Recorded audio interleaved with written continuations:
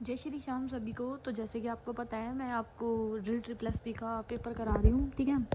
तो उसी वीडियो को कंटिन्यूस करते हुए आज नेक्स्ट देखते हैं कि क्या कुछ सीखते हैं हम, ठीक है। एंड जैसे कि आपको पता है, मेरा मेन टारगेट 20 क्वेश्चन तक का होता है एक वीडियो में। एंड ज़्यादा लंबी वीडियो नहीं बनाती मैं, ठीक है। मैक्सिमम हमारी वीडियो 30 मिनट तक की बनती है, ठीक है, ताकि आप शॉर्ट वीडियो में बहुत कुछ सीख सको। अगर आपको मेरी वीडियो पसंद आ रही है एंड समझ में आ रहा है कि हाँ कुछ तो है, then you can subscribe my channel, ठीक है। और कमेंट करके बता सकते हो कि आपको क्या कुछ, मतलब कुछ अगर क्वेश्चंस पे प्रॉब्लम आ रही है या फिर कुछ समझ नहीं आ रहा तो आप मुझे कमेंट करके बता सकते हो। सो चलिए स्टार्ट करते हैं। एंड वीडियो की इंफॉर्मेशन के लिए ना आप टेलीग्राम ग्रुप भी ज्वाइन कर सकते हो, ठीक है। टेलीग्राम ग्रुप का लिंक आपको यूट्यूब के डिस्क्रिप्शन में मिल जाएगा। तो चलिए स्टार्ट करते हैं अपनी वीडियो।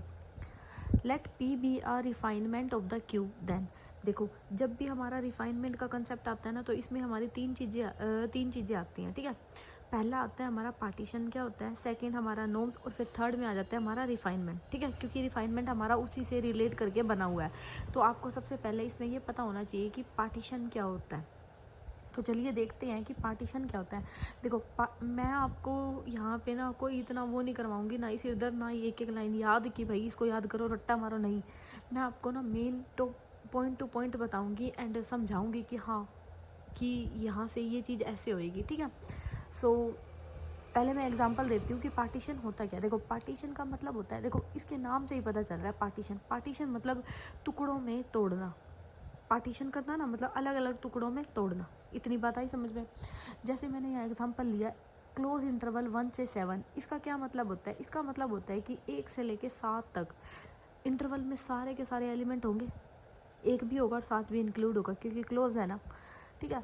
तो पार्टीशन हम कैसे करेंगे? इसका पार्टीशन करने का मतलब होता है कि आप ना ऐसा इनका ले लो, मतलब टुकड़े इस टाइप से बनाओ कि जितने भी आप टुकड़े बना रहे हो ना, उनका जो डिफरेंस है ना वो सेम हो।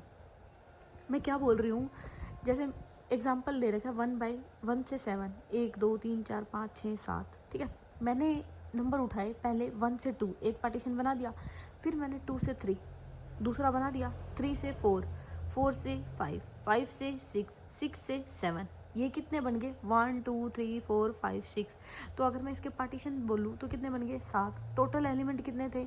6 बन गए, सॉरी। और टोटल एलिमेंट कितने थे? 7। यानी कि पार्टीशन जब हमारे कितने हैं? n है, n+1 है। तो जो हमारे इंटरवल में जो हमें वैल्यू दिया है इंटरवल की, वो तो क्या दिया है? n+1। और जो उसके पार्टीशन बनेंगे एक कम बनेंगे, यानी कि n, ठीक है।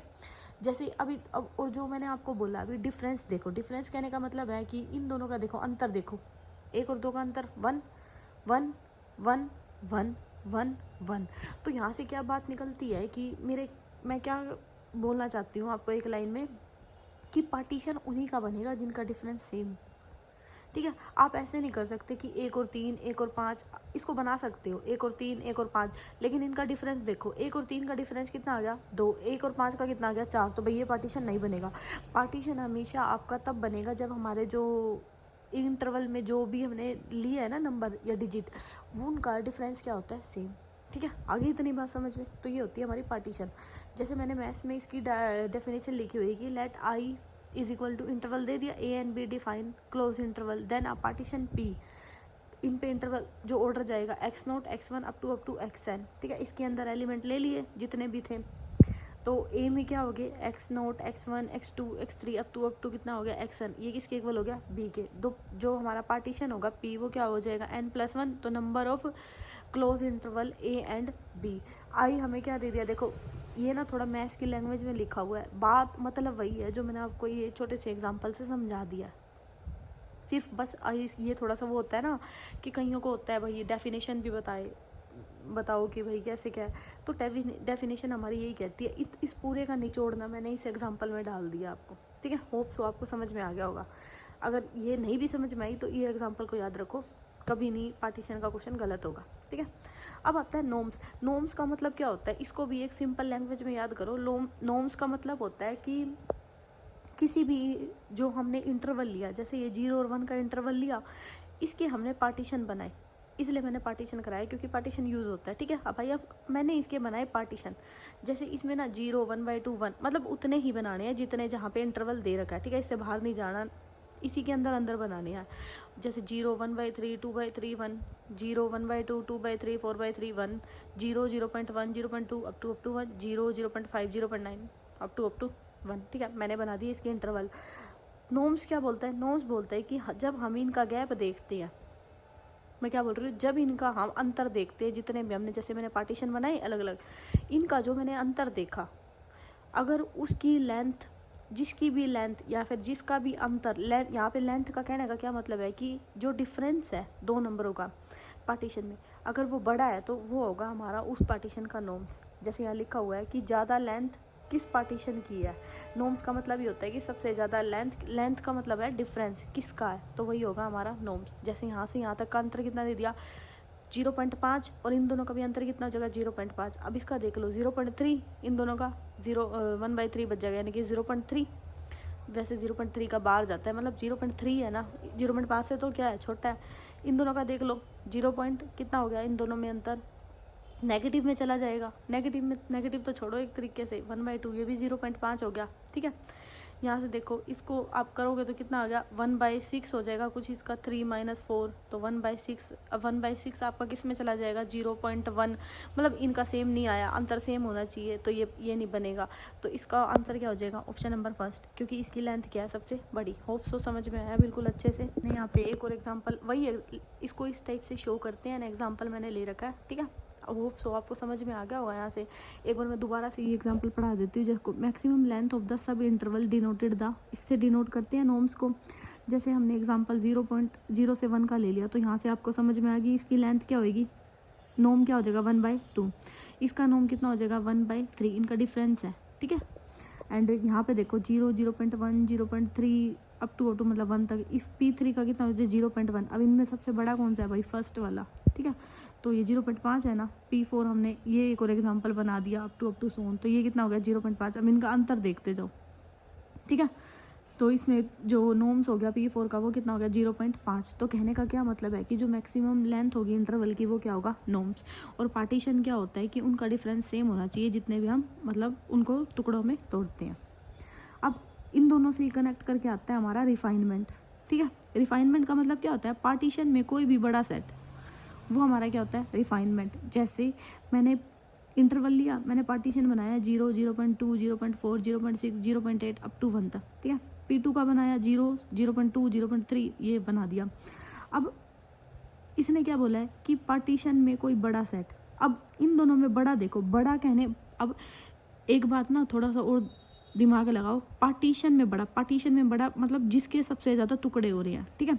अब इन दोनों में सबसे ज़्यादा किस में नंबर आएंगे भाई, इसमें आएंगे सेकंड वाले में, क्योंकि ये 0.2, ये तो 5 तक ख़त्म हो जाएगा, लेकिन ये 10 तक चलेगा, तो टुकड़े इसके बन रहे हैं ना सबसे बड़े, तो बड़ा सेट कौन सा है, P2।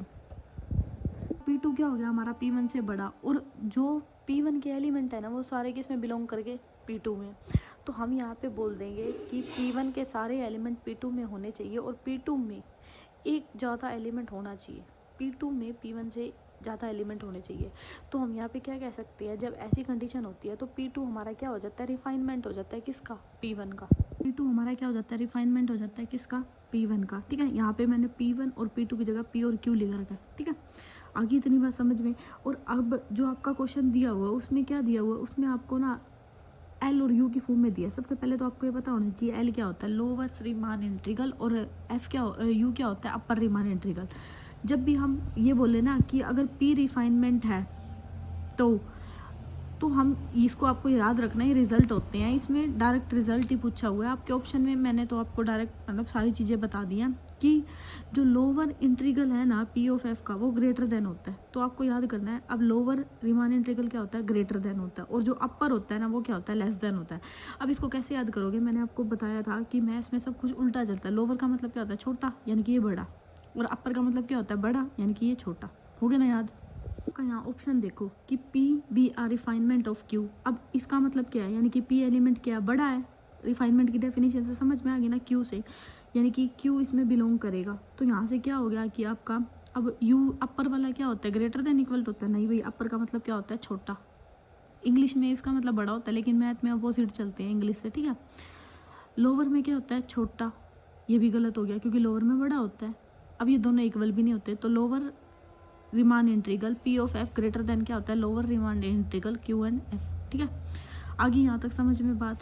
अब एक थोड़ा सा ना, अगर वैसे याद नहीं हो रहा ना, तो थोड़ा सा दिमाग वैसे भी लगा सकते हो। रिफाइनमेंट का मतलब मैंने बताया ना अच्छे से कि पी एलिमेंट क्या होगा, बड़ा। तो यहाँ पे देखो पी पहले ही है और क्यू बाद में है, बस यहाँ तो एफ एफ है, हो गया याद। चलो नेक्स्ट क्वेश्चन हमें दिया है कि what is the integral of 1/x² when the limit goes 1 से 0। सिंपल 12th क्लास का दे दिया कि जब लिमिट 1 से इन्फिनिटी है और 1/x का क्या बोल दिया, इंटीग्रेशन पूछा है, तो सिंपली कर दो भाई इसका integration and you will get the answer is 1, ठीक है। होप सो ये कर लोगे।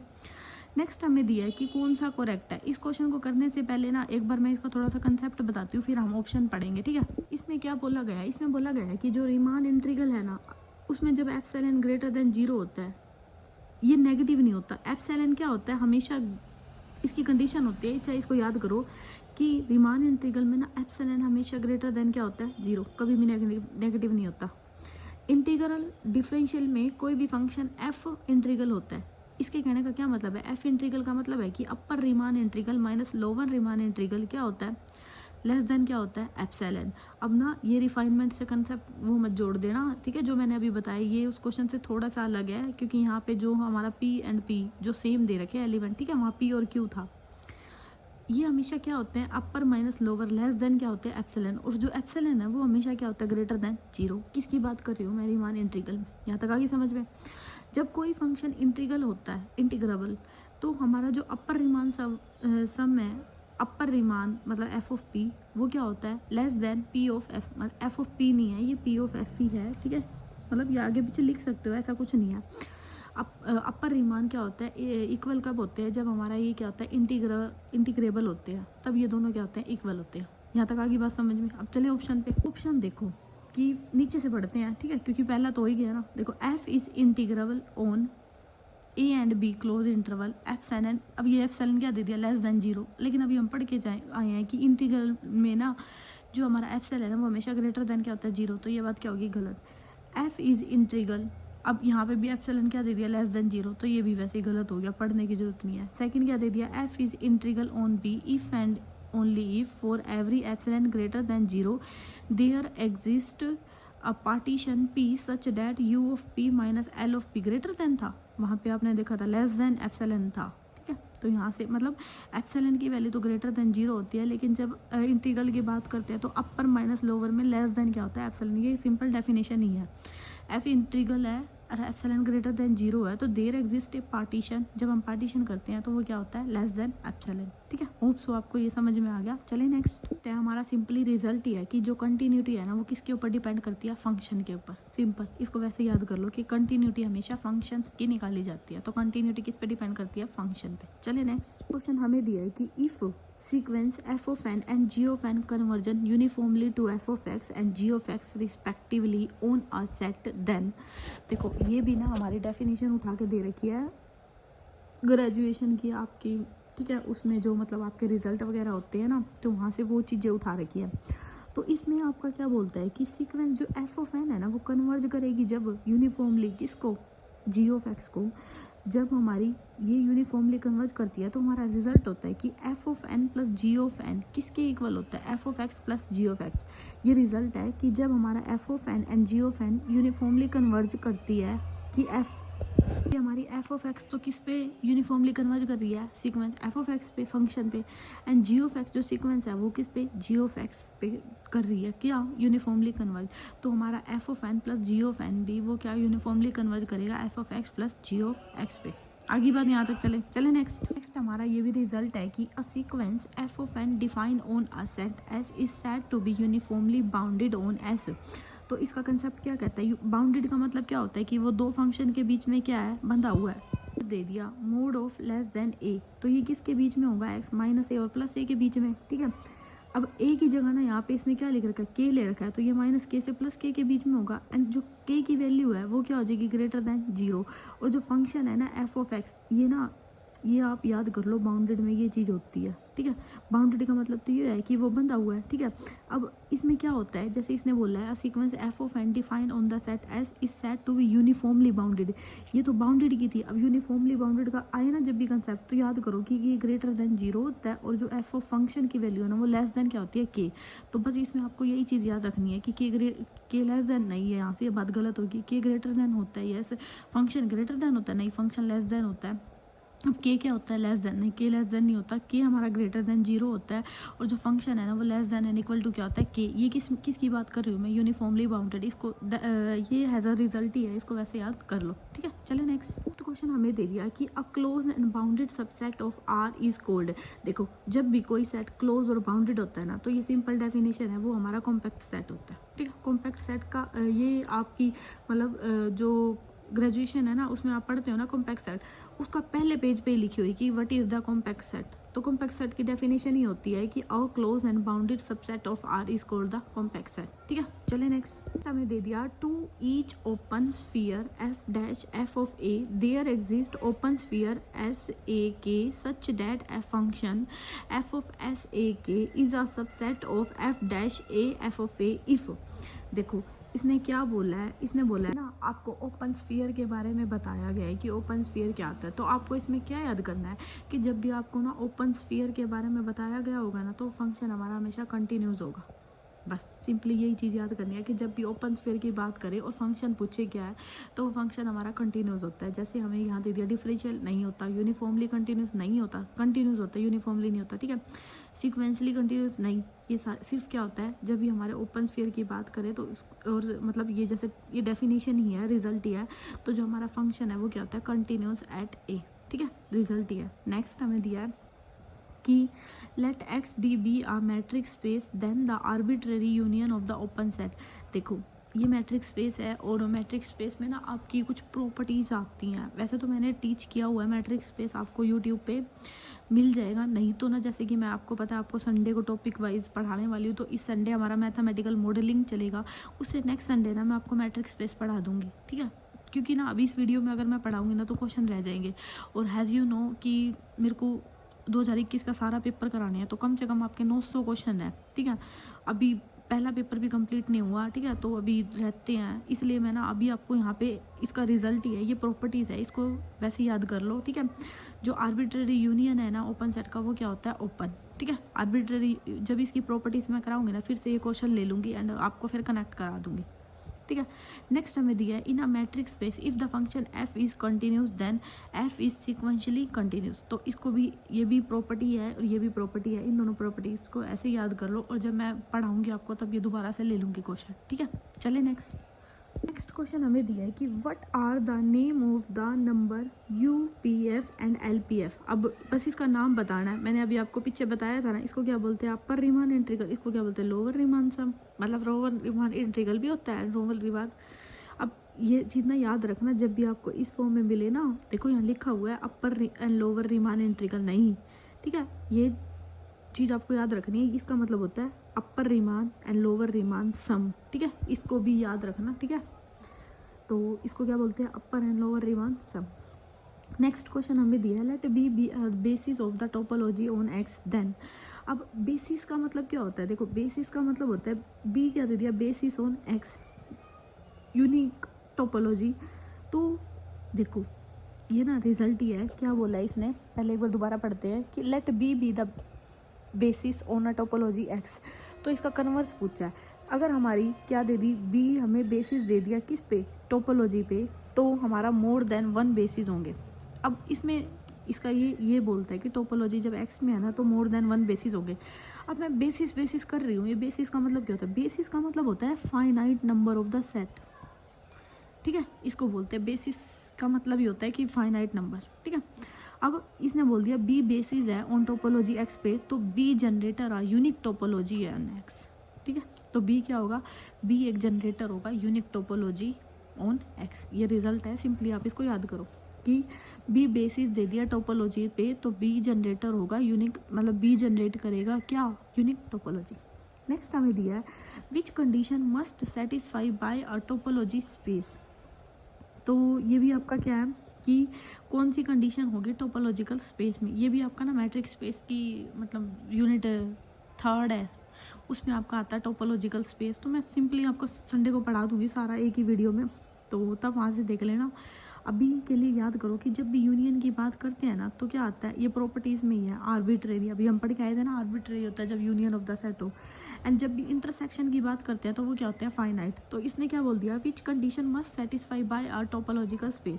अब इसने बोला है कि कौन सी कंडीशन ट्रू है, ये बताना simply. Arbitrary intersection of open set belonging to, arbitrary intersection नहीं होता, इंटरसेक्शन होता है हमारा किसका, फाइनाइट का। एंड यूनियन का क्या होता है, आर्बिट्रेरी। बस यूँ याद करो, यूनियन का क्या होता है, आर्बिट्रेरी। यूनियन का मतलब होता है यूनिटी, एक साथ रहना, यानी आर्बिट्रेरी। ऐसे करके याद कर लो, arbitrary union of open set belong to topological space. तो ये बात बिल्कुल ठीक है। और union of open set, union of open set नहीं, यहाँ पे क्या हो जाएगा, arbitrary union of close set, नहीं ये भी नहीं होता। तो यहाँ पे क्या होता है, आर्बिट्रेरी किसका होता है, यूनियन का क्या होता है, ओपन सेट। ठीक है। क्वेश्चन हमें दिया है कि if R is a radius of the convergent of the power series then what is the interval of the convergent. देखो ये मोस्ट इंपॉर्टेंट है। अभी तो इस पेपर में तो इसकी खाली डेफिनेशन पूछ ली, नेक्स्ट में ना इसका क्वेश्चन दिया हुआ है पावर सीरीज के ऊपर, तो यहीं पे समझ लो। देखो पावर सीरीज क्या होती है, ए एन की पावर जेड की, ए एन जेड की पावर एन, इस फॉर्म में होती है। इसमें क्या बोलता है कि जो हमारी पावर सीरीज निकालने का फॉर्मूला होता है 1/r is equal to limit and H tending to infinity, H नहीं है ये एन है, ठीक है, मोड ऑफ ए एन की power 1/n। 1/r power series में क्या बोला है कि 1/r limit N tending to infinity A N plus 1 divided by A N, complete की पावर क्या होती है, ए एन। ये सिंपली यहाँ पे याद कर लो कि पावर सीरीज निकालते कैसे हैं। नेक्स्ट पेपर में इसके ऊपर क्वेश्चन है, ठीक है, मैं बता रही हूँ। तो इसके ऊपर क्वेश्चन दिया हुआ है आपको, जो इसकी सेकंड शिफ्ट थी मेल के में, उसमें इसका क्वेश्चन दिया हुआ है। तो इस पे क्या कंडीशन होती है कि जो x है ना वो लेस देन क्या होता है r, और x किस पे बिलोंग करता है, -r से +r।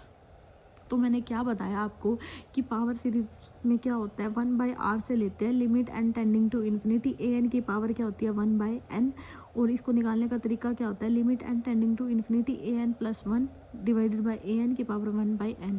और जो x है हमारा -r से किस पे होता है, +r। तो इसने वही पूछा है कि r of radius of convergent दे दिया पावर सीरीज में, then what is the interval. तो r का इंटरवल क्या होता है, -r से +r। ठीक है, सिंपली रिजल्ट ये है, इसको कर लेना। नेक्स्ट क्वेश्चन आएगा, which type of the surface is a circular cylinder. तो सर्कुलर सिलेंडर देखो, चाहे सिलेंडर कोन इलिप्स, मतलब 3D की बात करें शेप में, तो 3D क्या होते हैं हमारे एल्जेब्रिकल एंड क्या होते हैं डिफरेंशिएबल। 3D की बात की है, 3D में क्या होते हैं एल्जेब्रिकल एंड डिफरेंशियल सरफेस।